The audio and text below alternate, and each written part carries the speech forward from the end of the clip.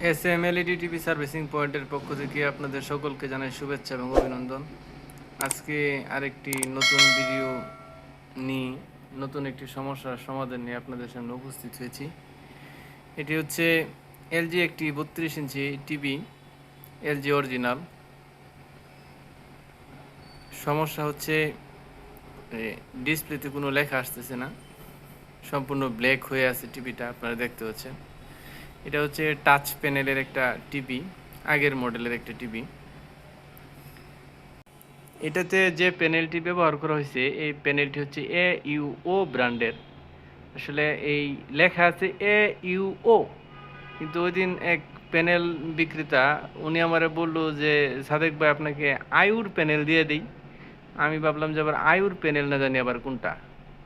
পরে আজকে দেখি যে এটার মধ্যে লেখা আছে AUO, অর্থাৎ এটাই সম্ভবত মানে আয়ু উনি বলছিলেন। এটাকে আমরা আসলে AUO বলবো নাকি আয়ু বলবো নাকি আও বলবো এটা আমি ঠিক বুঝতে পারতেছি না, তবে আমি AUOই বলবো। AUO ব্র্যান্ডের একটি প্যানেল। তো আমি আপনাদেরকে এটা একটু চেক দিয়ে দেখাই সমস্যাটা কীরকম পেয়েছি। আমি যে অরিজিনাল যে মাদারবোর্ডটা আছে মাদারবোর্ড থেকে আমার ব্যাকলাইটটা কানেকশন দিয়ে দিছি, আর আলাদাভাবে একটা মাদারবোর্ড ব্যবহার করছি মানে বোঝার স্বার্থে, যাতে মাদারবোর্ডের কোনো ট্রাবল আছে নাকি এলবিডিএসের কোনো ট্রাবল আছে এই জাতীয় যাতে কোনো সমস্যা আমার না থাকে আর কি। যে কারণে এই এলবিডিএস কেবলটা কানেকশন দিয়েছি আমি ওই আমার অন্য আরেকটি মাদারবোর্ড থেকে, যাতে আমি 100% শিওর হতে পারি যে আসলে সমস্যাটা কোথায়। তো আমি অন করলাম, আপনারা দেখতে পাচ্ছেন ব্যাকলাইটটা কিন্তু আগেই চলে আসছে, কারণ এটা ওই অরিজিনাল মাদারবোর্ড থেকে। যে ডিসপ্লেতে কিন্তু কোনো লেখা টোকা নাই, অর্থাৎ আমার প্যানেলের মধ্যেই এটার সমস্যাটা হয়েছে। তো প্যানেলটা একটু মাপ যুগ দিয়ে দেখতে হবে কি সমস্যা আছে।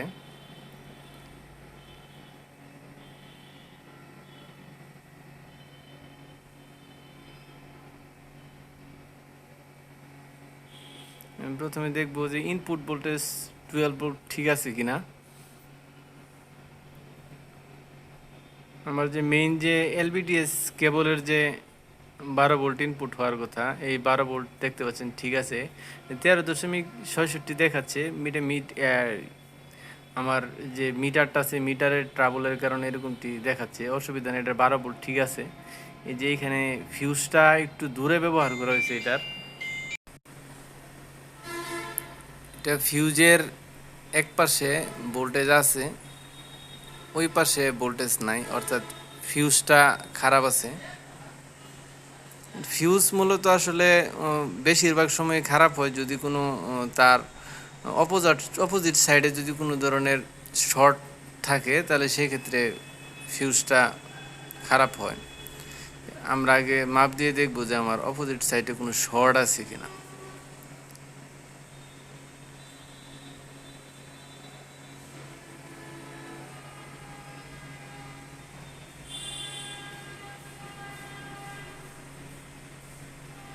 ফিউজের এই পাশ, এই যে একটা মজার ব্যাপার হচ্ছে ফিউজটা মানে মাপে ঠিক দেখাচ্ছে, অর্থাৎ এই পাশেও শর্ট দেখাচ্ছে ওই পাশেও শর্ট দেখাচ্ছে, আবার ভোল্টেজটা কিন্তু এই পাশ থেকে ওই পাশে যাচ্ছে না, অর্থাৎ সে খারাপ হলেও পূর্ণাঙ্গভাবে খারাপ হয় নাই। দেখতে হবে কোনো পিএফ বা এসএমডি ক্যাপাসিটরগুলো শর্ট আছে কিনা আমার। ফিউজটা কিন্তু মাপে ঠিক দেখাচ্ছে, আশ্চর্য একটা ব্যাপার স্যাপার হিসাবে ফিউজটা টোটালি খারাপ দেখানোর কথা, কিন্তু সে কিন্তু খারাপ দেখাচ্ছে না। এই পিএফটা অর্থাৎ এসএমডি ক্যাপাসিটরগুলো আমার যে হেনে মাপে কিন্তু একটু বাড়তি শর্ট দেখাচ্ছে, যদিও পুরোপুরি শর্ট না, কিন্তু তারপরও একটা শর্ট দেখাচ্ছে। এই পিএফটা যেরকমটিভাবে শর্ট দেখানো উচিত ছিল যে এটা কিন্তু ঠিক আছে, অর্থাৎ মানে দুনো মাপে কিন্তু একই রকম দেখাচ্ছে না, আর ওই পাশটায় মানে সম্পূর্ণরূপে একই রকম দেখাচ্ছে।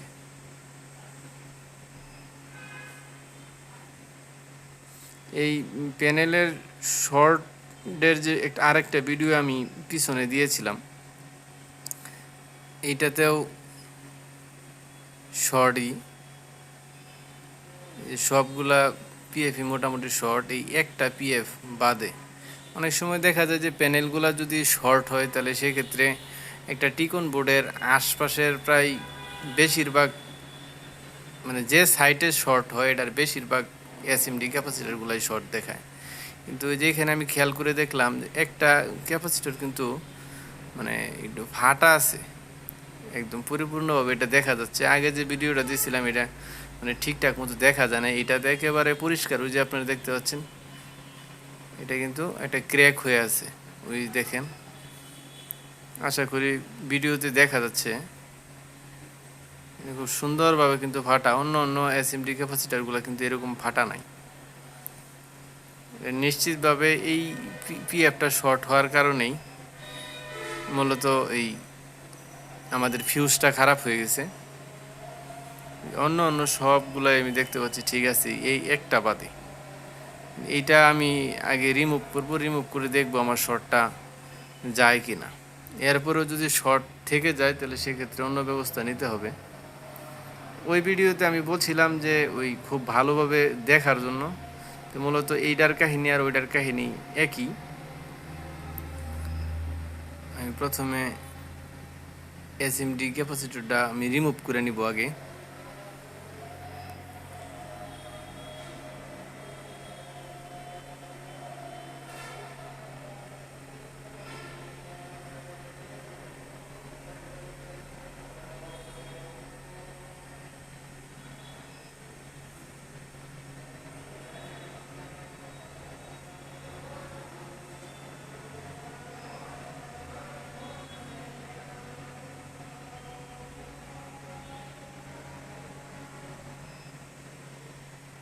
হট গানের মাধ্যমে এটা রিমুভ করব। হট গানের যে হিটের যে এটা আছে এটা মানে 350 কি 400-তে রাখলেই মানে সুন্দর হয়। কারণ হলো বাড়তি হিট লাগলে কিন্তু অনেক সময় মানে পিসিবি ফুলে যায়, অর্থাৎ পিসিবিটা ড্যামেজ হয়ে যাওয়ার সম্ভাবনা থাকে। 350 বা 400 ডিগ্রি সেলসিয়াসে রাখলেই উত্তম।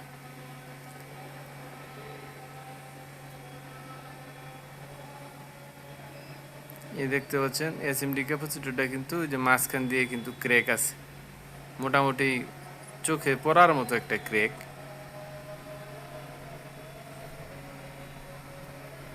এখন আমি একটু মাপ দিয়ে দেখব যে আমার শর্টটা কি রিমুভ হয়েছে কিনা, না শর্টটা এখনো আছে।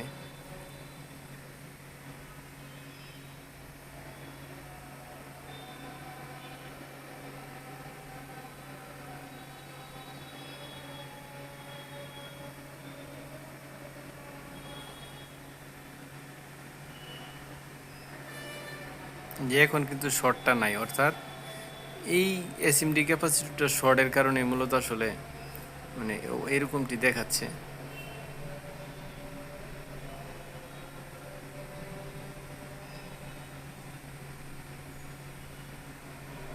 ফিউজটা যেহেতু ঠিক আছে, ঠিক দেখাচ্ছে মাপে, ফিউজটা আর লাগাইলাম না। আগে দেখি চেক দিয়ে আমাদের প্যানেলে লেখা আসে কিনা। ফিউজ যে আসলে মানে মাপে ঠিক দেখাইলেও যে খারাপ হয়, মানে এইটার একটা অভিজ্ঞতা নেওয়ার জন্যই মূলত আসলে মানে কানেকশনটা আগে দিয়ে দেখব যে ব্যাপারটা কি।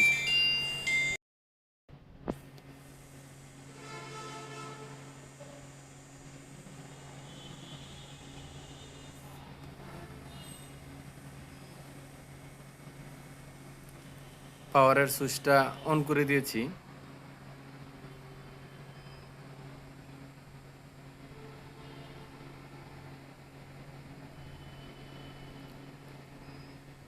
আমার মাদারবোর্ডটা কিন্তু স্ট্যান্ড বাই হয়ে গেছে, কিন্তু ডিসপ্লেতে কিন্তু কোনো লেখা আসে নাই।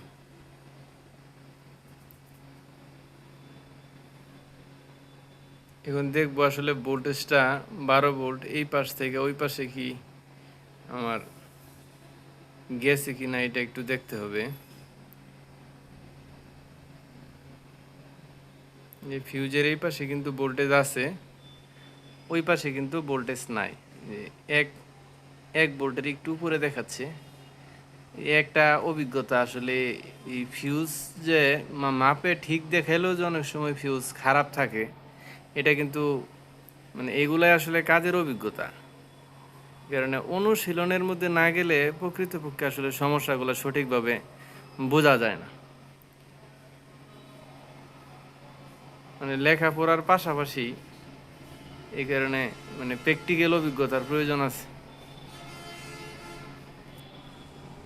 এই ফিউজটা আমি অন্য আরেকটা টিকন বোর্ড থেকে আরেকটা ফিউজ লাগাবো। অনেক সময় ফিউজের জায়গায় কিন্তু আমরা মানে শর্ট দিয়ে দিই, হালকা একটু মানে চিকন তার দিয়ে শর্ট দিয়ে দিই, কিন্তু আসলে এই শর্টটা দেওয়া উচিত না।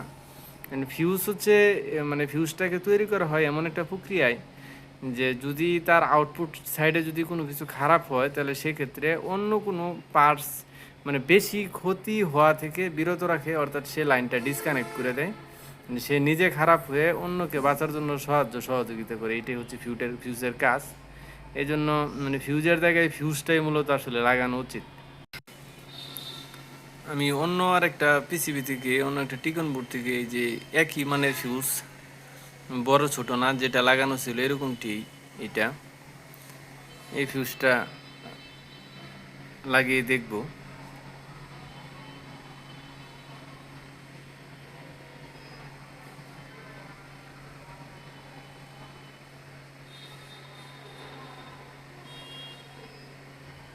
যে কোনো পার্টস লাগানোর সময় যদি হালকা একটু মানে রজন দিয়ে যদি একটু চুবায় নেওয়া যায়, সেক্ষেত্রে মানে পার্টসটা তার নিজ জায়গায় সস্থানে মানে অটোমেটিক্যালি মানে সে জায়গা নিয়ে নেয়। এটা একটা ব্যাপার স্যাপার, এই দেখতে পাচ্ছেন চুম্বকের মতো জায়গায় বসে গেছে আর কি তার জায়গায়।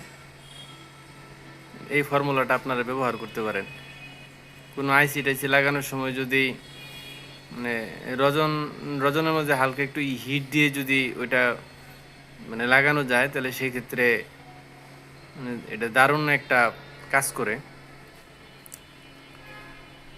এখন পাওয়ারটা অন করে দেখি কি অবস্থা।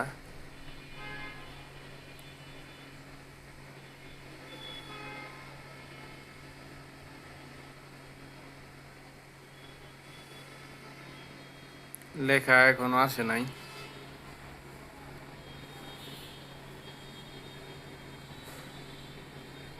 না, লেখা আসছে, এখন লেখা আসছে নো ডিভাইস দেখাচ্ছে, অর্থাৎ মানে রেজুলেশনটা হয়তো বা 100% ঠিক নাই, বা রেজুলেশন ঠিক থাকলেও এলবিডিএস ম্যাপিংটা ঠিক নাই, যে কারণে এরকমটি দেখাচ্ছে। অর্থাৎ প্যানেলটা এখন 100% ওকে আছে। অরিজিনাল মাদারবোর্ডের সাথে কানেকশন দিলে আশা করি ছবি চলে আসবে।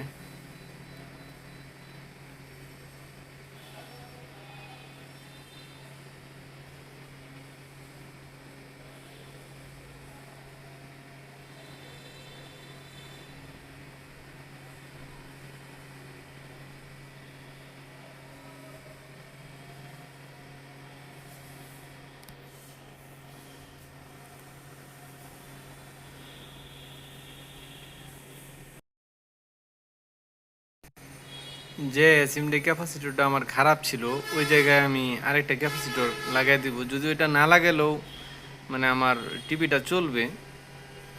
অনেক সময় আপনারা দেখে থাকবেন যে যে কোনো মাদারবোর্ডে এসি থেকে যখন ডিসি করা হয়, অর্থাৎ 12 ভোল্ট আউটপুট করা হয়, ওই 12 ভোল্ট যে ডায়োডের মধ্যে দিয়ে আউটপুট হয় ওই ডায়োডের অপোজিট সাইডে ওই 25 ভোল্ট 470 ইউএফ বা 16 ভোল্ট 1000 ইউএফ এরকম একটা বা দুইটা ক্যাপাসিটর লাগানো থাকে, অর্থাৎ ভোল্টেজটাকে রিজার্ভ করে একটু মানে শক্তিশালী করার জন্য। এইখানেও মূলত এই কাজটাই করা হয়েছে, অর্থাৎ একই মানের দুইটা এসএমডি ক্যাপাসিটর ব্যবহার করা হয়েছে যেন মানে তার শক্তিটা একটু রিজার্ভ থাকে, একটু শক্তপুক্ত হয়, যেন দুর্বল না হয়ে পড়ে। এই জন্য যে কারণে মানে আমি তার মানে সবলতাটাতে দুর্বলতে পরিণত করতে চাইতেছি না। আরেকটা লাগাই রাখলাম। এটা লাগানোতে যদি বেটার সার্ভিস পায় তাহলে বেটার সার্ভিসটাই আমাদের কাম্য।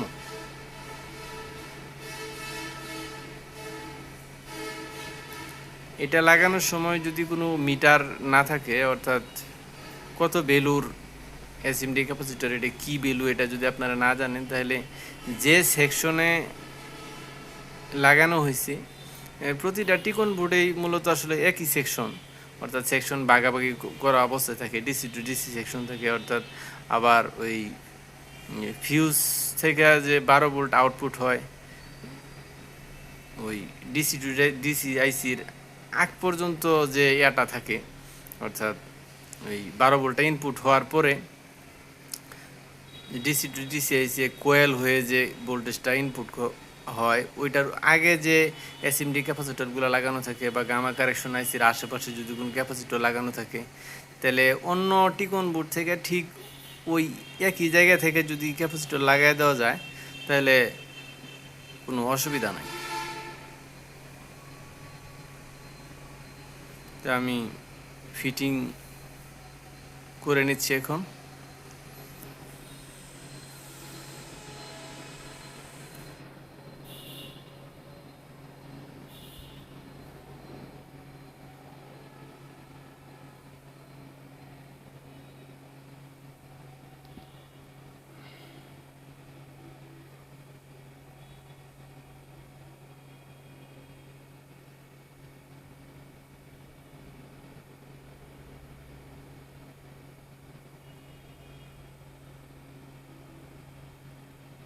এই দেখেন, এই যে এখানে কিন্তু লেখা আছে AUO, অর্থাৎ AU বা IU। সঠিক উচ্চারণটা সম্ভবত আমি মনে করি এটা AUO এরকমটি হওয়ার কথা, আউটাও এরকমটি হওয়ার কথা না।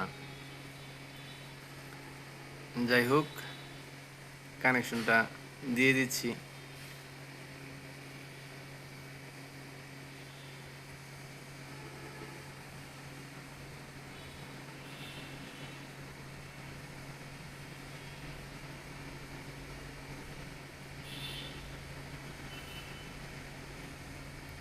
দীর্ঘদিন পুরানো একটা টেলিভিশন, অনেকদিন আগের হয়তো বা এলপিডিএস কেবলটা একদম জং ধরে আছে, আর নয়তো হয়তো বা নষ্ট হওয়ার পরে কাস্টমার দীর্ঘদিন সম্ভবত এটা ফালায় রাখছে, ঠিক করার মতো প্রয়োজন অনুভব করে নাই। যাই হোক, পাওয়ারটা দিয়ে দেখি কি অবস্থা হয়।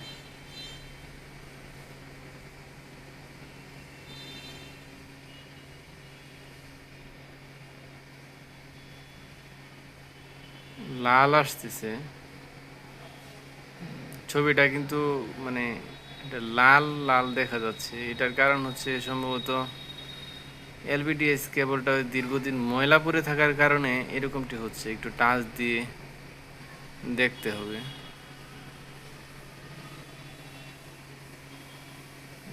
একই অবস্থা, ডিশের কেবল লাগাইলাম, ছবিও কিরকম ঝাপসা ঝাপসা হয়েছে। হাতে টাচ দিলে কিন্তু, অর্থাৎ এলপিডিএস কেবলে টাচ দিলে ছবিটা ক্লিয়ার থাকে। ঠিকই আছে, এলপিডিএস কেবলটা ময়লা থাকার কারণে এরকমটি হচ্ছে। এলপিডিএস কেবলটা পরিষ্কার করে দেখতে হবে। দেখেন, এখন কিন্তু ঠিক আছে। অর্থাৎ এলপিডিএস কেবলটা আমার মানে জং ধরে ময়লা হয়ে আছে।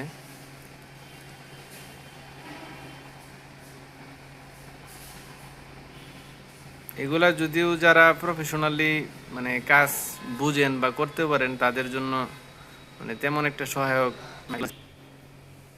সহায়ক না। কিন্তু যারা এলইডি টিভির কাজ শিখতে এমনিতে আগ্রহ পোষণ করেন, তো সেক্ষেত্রে মানে তাদের জন্য এই ভিডিওটা অবশ্যই সহায়ক হবে। যারা কাজ শিখতে আগ্রহী তারা আমার এই ভিডিওগুলো দেখলে আশা করি মোটামুটি একটা ধারণা পেয়ে যাবেন।